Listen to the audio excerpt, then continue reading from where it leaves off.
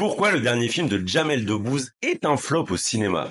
Alors récemment est sorti Mercato, un thriller autour du monde de football dans lequel Jamel Debbouze a le rôle principal.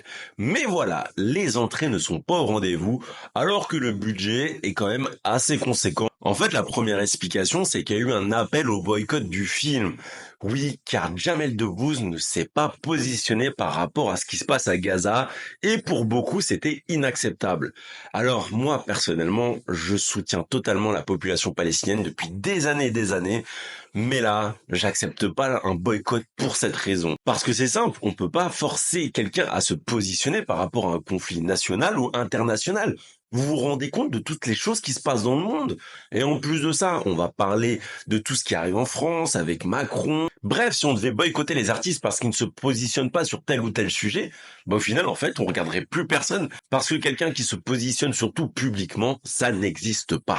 Et ce qui est fou, c'est que quand on se balade sur Twitter, on voit plein de personnes qui sont ravies, qui se délectent des flops que font les films qui sont financés par de l'argent public, notamment avec le CNC. Et donc, je pense que cette dynamique n'aide pas du tout les films français qui sortent en ce moment. Et une autre raison très importante, c'est que bien que le film soit loin d'être mauvais, il est tellement ancré dans le milieu du football que si vous y connaissez pas un minimum, vous êtes perdu et donc clairement, ça sert pas à grand chose d'aller le voir. C'est donc dommage, pour une fois que j'appréciais Jamel Debbouze dans un de ses rôles.